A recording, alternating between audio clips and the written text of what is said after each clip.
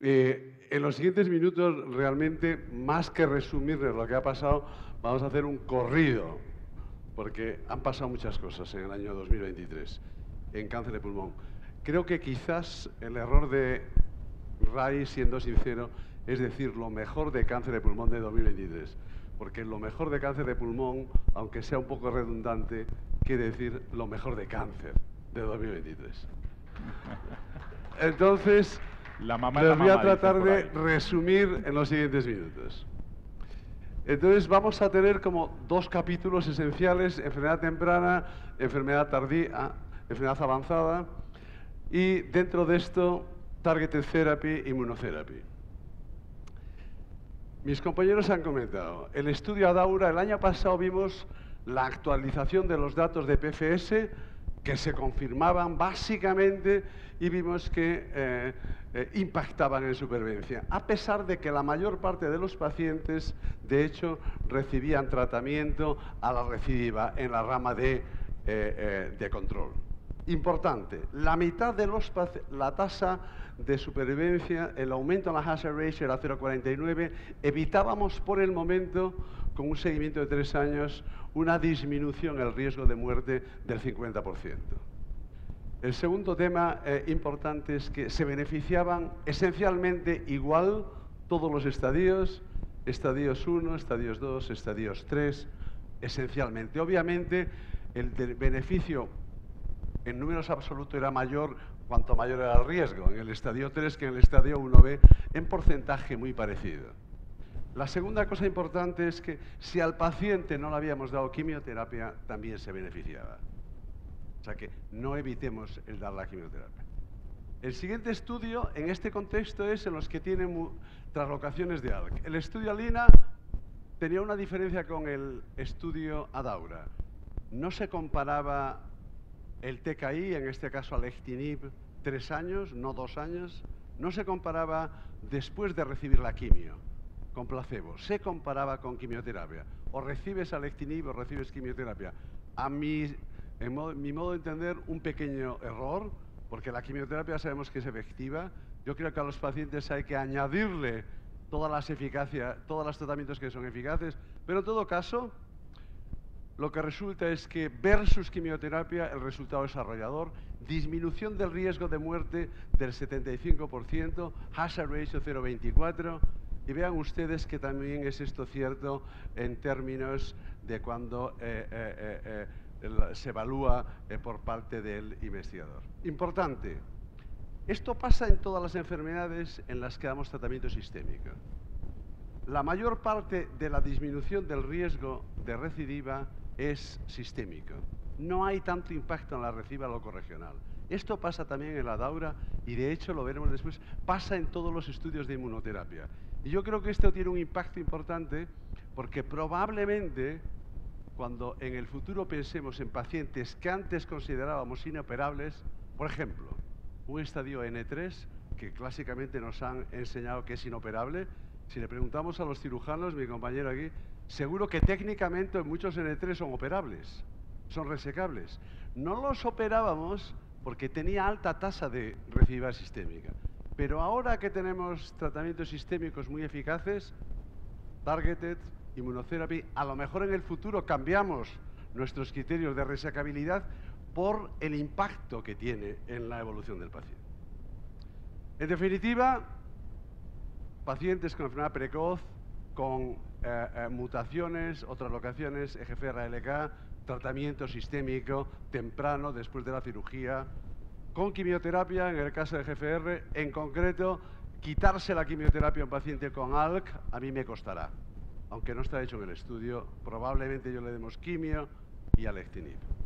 Enfermedad temprana, mis compañeros lo han comentado. Este es un estudio pequeñito. Pacientes candidatos a SBRT, de hecho, dense cuenta, SBRTs de hasta en tumores de 7 centímetros en algunos casos. Un estudio pequeño lo que demuestra es que la SBRT más inmunoterapia, en este caso 4 ciclos de nivolumab, es mejor. En un estudio pequeño, 50 pacientes por brazo, pero disminuyes la tasa de recidiva el 50%. Vean ustedes la tasa de FS, 50 versus 75%, esencialmente. Claro impacto. Yo creo que si algún paciente tengo que hacerle SBRT, no voy a esperar a tener el ensayo de fase 3. Me parece que estos datos son suficientemente sólidos y congruentes con algunos datos previos. Se presentó en neoadyuvancia el update a los 3 años. Se confirmaba por primero que la FS disminuía la hazard ratio 0,62. Es decir, que disminuías las recidivas. De cada 3 recidivas ocurrían 2. Disminuyes o evitas una recidiva. E importante, había impacto en supervivencia, como ven ustedes. Un impacto con una hazard ratio similar. Hazard ratio 0,62. Disminuyes una muerte de cada 3 que pasan en la rama control. Muy importante. Solo 3 ciclos de tratamiento neoadyuvante con quimioinmunoterapia. Y vean ustedes, afecta a todos los pacientes. Quizás es importante discutir 2 cosas. Una de ellas, el tratamiento sistémico. El tratamiento sistémico impacta sobre todo la recidiva sistémica, como ven ustedes ahí. La recidiva locorregional se impacta menos. Eso quiere decir que ahora que tenemos mejores tratamientos sistémicos, quimioinmuno, tendremos probablemente que intensificar el tratamiento locorregional. Probablemente yo creo que tendremos que hacer ensayos de intensificación locorregional en los pacientes que más recidivan, en los que tienen mucha enfermedad mediastinal, en los que tienen T grandes. Probablemente en esos pacientes habrá que intensificar el tratamiento, yo creo. Seguro que haremos estudios en N3, al menos en algunos N3 en el futuro. Seguro que hacemos algunos estudios con quimioinmuno, con quimioradioinmuno, etcétera, en el futuro. Importante, PDL1 positivos y negativos. John lo ha comentado. Los PDL1 negativos también alcanzan remisiones completas patológicas. No lo alcanzan en el 24% de los casos, como ocurre en la globalidad de los pacientes, pero sí en el 17%. Yo en mis pacientes no lo tengo, lo tenemos con quimioterapia sola en menos del 5% de los pacientes. O sea que 17% en PDL1 negativos me parece una tasa muy importante. Yo creo que eso impacta.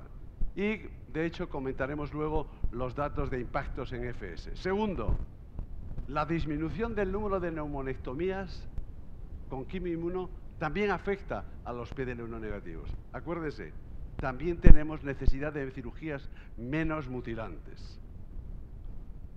Tercera cosa importante. Por primera vez empezamos a ver datos con tratamientos perioperativos. El estudio del 671 demuestra lo que habíamos visto y John lo ha comentado muy bien. Disminución en la tasa de progresión más o menos parecida al Checkmate 816. Hazard ratio, de hecho, 0,58. Un 42% de reducción en el riesgo de recidiva. Y como veíamos, afecta a todos los estadios y afecta, desde luego, a todos los niveles de PDL1. Importante, también mejoramos el número de pacientes que dejamos R0. 84% con la rama de placebo, con quimio solo, 92% con quimioinmuno. O sea que disminuimos el número de pacientes a riesgo de no llegar a una resección oncológicamente efectiva. O sea que antes yo no tendría tanto miedo en hacer quimioinmuno, pero es un sesgo personal. Segunda cosa, se confirman que los pacientes en remisión completa van muy bien, en remisión completa patológica, y que los pacientes que no tienen remisión completa patológica son los que tienen más riesgo de recidiva. John lo ha comentado, probablemente la tangente de esta curva, la caída de esa curva, en los que no han alcanzado la remisión completa, puede que sea menor si hacen tratamiento perioperatorio. Son, digamos, especulaciones across trials y no estoy seguro de la realidad. Lo que es cierto es que en este ensayo ya tenemos datos maduros que impactan supervivencia. Vemos que tienen una clara disminución en la mortalidad a lo largo del periodo del estudio y, de hecho, disminuimos 1 de cada 4 muertes que tienen que ocurrir, dejan de ocurrir si han recibido quimioinmunoterapia. O sea que impactamos y probablemente curemos a más pacientes, eso lo veremos a largo plazo. Desde luego, viven más, de eso no existe ninguna duda. Aquí ven ustedes los datos un poco actualizados de supervivencia con ya un poquito más de seguimiento, como decíamos, con impacto significativo en supervivencia. Cuando uno se pregunta, realmente es que hay 6 ensayos, no solo el 671 de tratamiento polioperatorio. Y la verdad es que unos resultados validan los otros. Aquí les he puesto los 6, ven ustedes que las curvas son prácticamente similares, algunos excluyen solo estadios 3, otros estadios 2 o 3, pero los datos son muy similares y, como ha comentado John, los hemos metaanalizado. Hazard ratio 0,59, disminuyen el riesgo de recidiva un 41%. Y lo disminuyen también en los PDL1 negativos. En los PDL1 negativos no lo disminuye la recidiva al 41%, lo disminuye probablemente un 25%. La hazard ratio es 0,74, pero disminuye de manera muy clara. Acuérdense, la quimioterapia disminuye el riesgo de recidiva menos que esto, probablemente. Y también afecta a los estadios 2, hazard ratio 0,64, muy parecido al 0,59 que veíamos en la población global. O sea que es independiente, no en magnitud, pero sí que afecta a todos los estadios y a los PDL1 positivos y negativos, creo yo. ¿Qué pasa con la supervivencia? Bueno, los únicos datos que tenemos claros de supervivencia son, en este contexto, el 671. Los otros datos son más inmaduros, pero mirando a las curvas a mí me sugieren que probablemente la mayor parte de los estudios van a ser positivos para la supervivencia cuando tengan un poco de madurez. Al menos la vista, a simple vista parece que los estudios son bastante parecidos. ¿Necesitamos más inhibidores? Yo creo que no. Ya tenemos bastante. En este año 6 estudios de tratamiento perioperatorio. No necesitamos más. Lo que necesitamos es que nuestros pacientes tengan accesos a estos fármacos, no que hagamos más estudios, que repitamos otra vez el mismo estudio. Enfermedad avanzada. Voy a ir un poco más rápido en esto, espero. Targeted therapy. 2 estudios muy importantes en primera línea de cáncer de pulmón, EGFR mutado con mutaciones activadoras. ¿Es mejor dar osimertinib o es mejor dar osimertinib más quimioterapia, el FLAURA2? Bueno, lo que está claro es que al menos disminuimos la tasa de recidiva, la supervivencia libre de progresión se prolonga con una hazard ratio básicamente de 0,62 y parece que aumentamos probablemente un poco la PFS2. Los datos de supervivencia son inmaduros, pero poco prometedores a día de hoy, diría yo, o al menos esta es mi interpretación.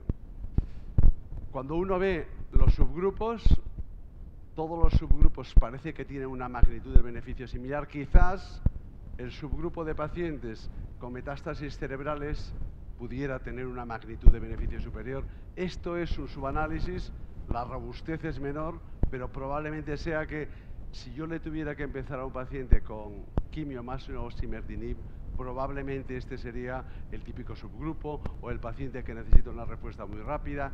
Ya veremos si algún biomarcador, como la presencia de mutación en P53, etcétera, nos ayuda en el futuro, pero a día de hoy probablemente la mayor parte de los pacientes que yo trate lo seguiría haciendo con osimertinib single agent, porque no creo que haya mucha diferencia de dar el tratamiento con quimioterapia a la recidiva, salvo en algunos subgrupos de pacientes.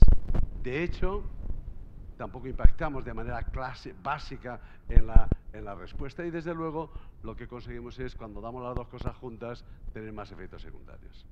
El segundo estudio es el Mariposa, en el que combinamos con osimertinib, con un inhibidor de tercera generación, el dar avibantamab, un biespecífico anti-EGFR y anti-MET. Pero la realidad es que los datos son parecidos al FLAURA respecto a supervivencia libre de progresión. Disminuimos la tasa de recidiva o de progresión un 30%, hazard ratio 0,70, bueno, son datos positivos.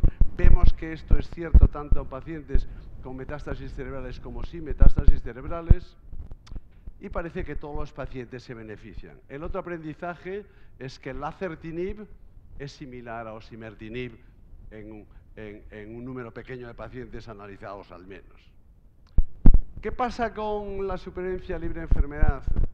2 y con la supervivencia. Bueno, los datos son inmaduros. La madurez es para supervivencia todavía un 25%. Los datos de PFS2 somos más prometedores que lo que veíamos en el Flaura, y los datos de supervivencia, bueno, todavía no son maduros, pero desde luego a día de hoy no podemos hablar de que impacte en supervivencia. Lo que sí impacta desde luego es en la toxicidad. Los efectos secundarios de este fármaco no son despreciables comparado con un fármaco como oseltinib solo. Por lo cual yo creo que tiene un valor en la PFS, incluso en la PFS2. Es posible que llegue a impactar en supervivencia, ya lo veremos, tenemos que esperar, pero a la vez tenemos que tener en cuenta que también afectamos en efectos secundarios.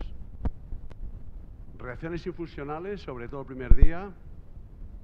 El hospital de día tiene que conocerlo, el paciente tiene que conocerlo, no le amenaza su vida, pero la va a pasar mal, se siente muy malo durante unas horas. Lo segundo, los efectos MET dependientes, edemas, hipoalbuminemia. Lo tercero, los efectos EGFR dependientes, rash, diarrea, mucositis, onicolisis, etc. Y 4, los efectos generales.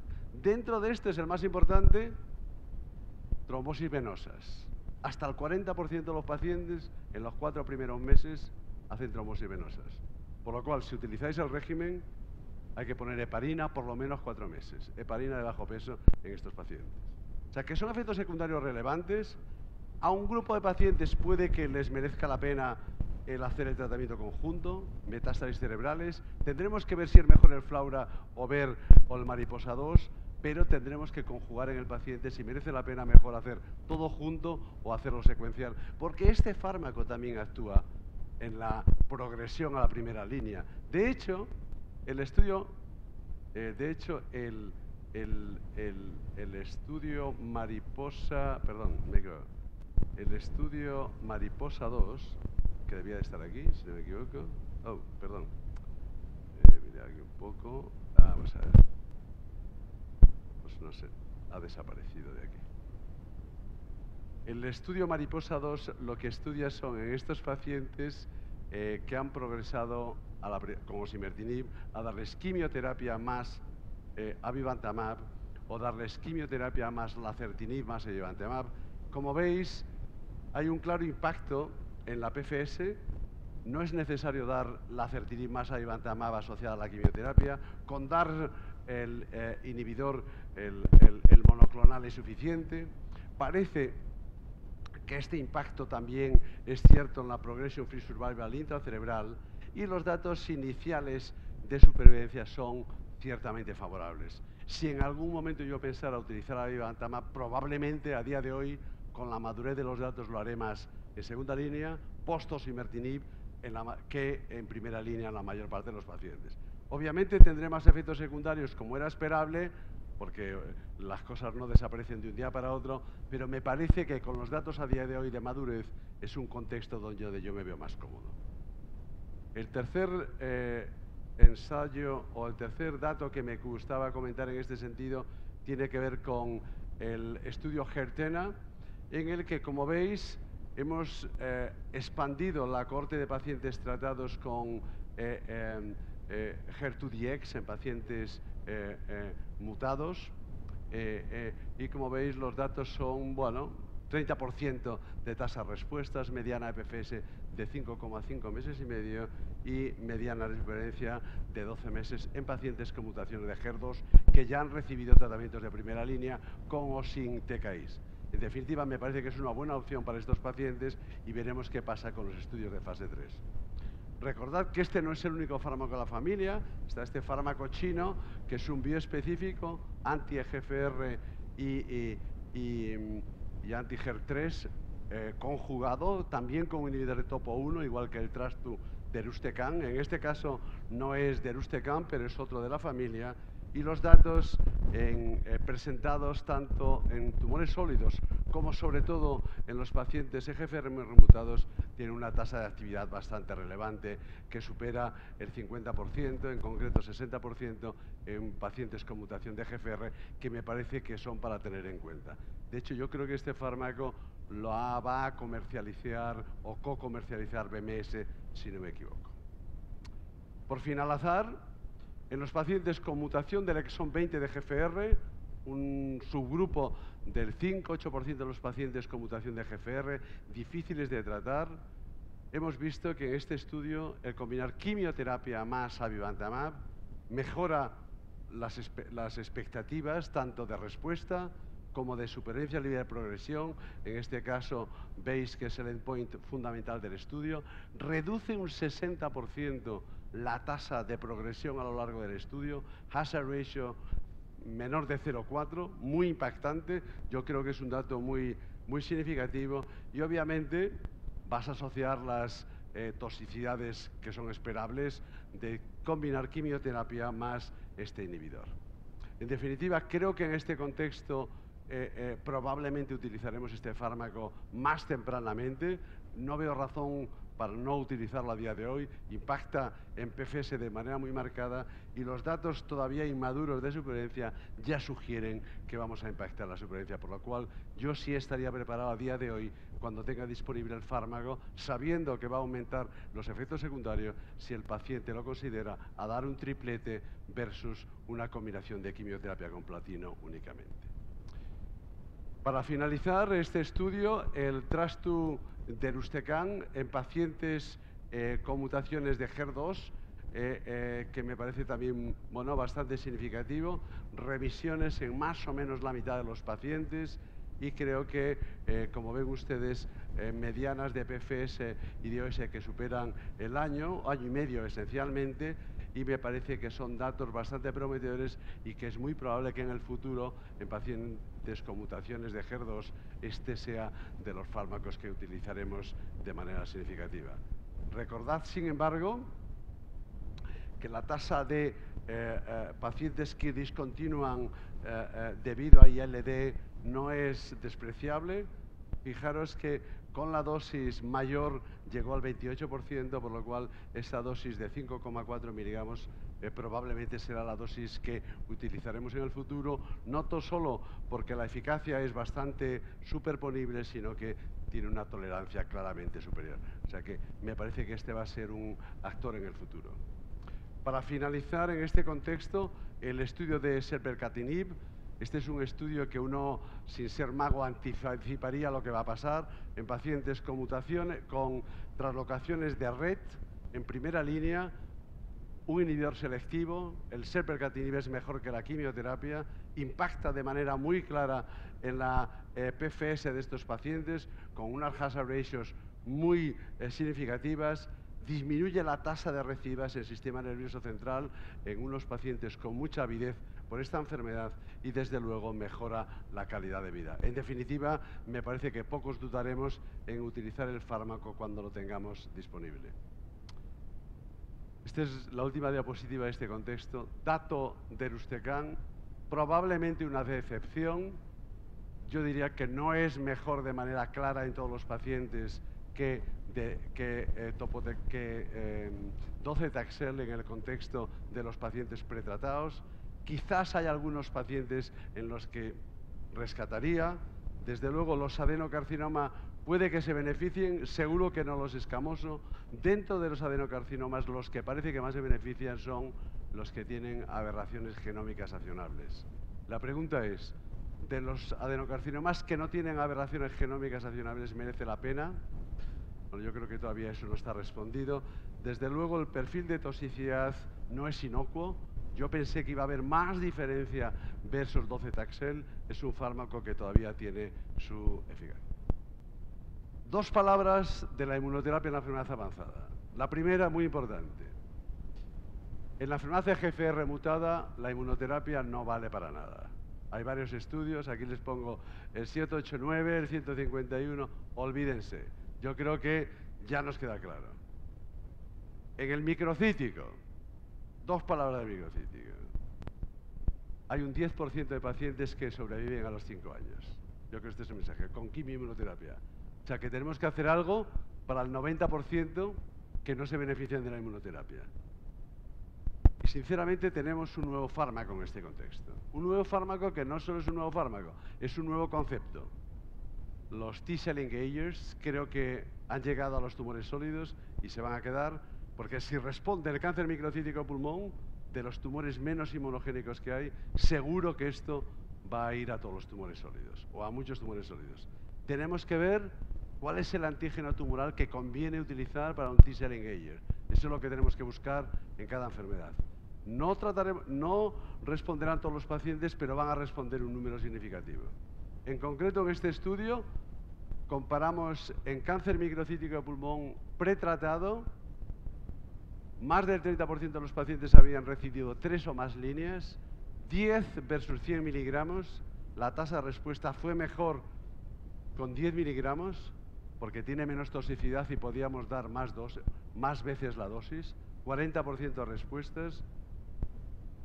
Y como ven ustedes, tanto la PFS, bastante llamativa en el contexto de pacientes muy pretratados, más del 40% de los pacientes sin progresión a los 6 meses, y vean ustedes qué medianas de supervivencia, superan los 14 meses. Estos datos ya los habíamos visto en el fase 1 y creo que en un congreso reciente actualizaremos la supervivencia de los datos del fase 1. Se sorprenderán, se lo aseguro.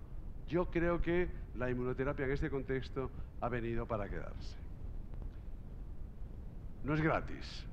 Hay efectos secundarios. En general, liberación de citoquinas, efectos secundarios neurológicos, en general poco graves, pero que hay que saber manejar y que nos va a costar un par de años hasta que empecemos a entrenarnos y saber cómo manejar a estos pacientes. Mientras tanto, los tendremos que tratar en el hospital.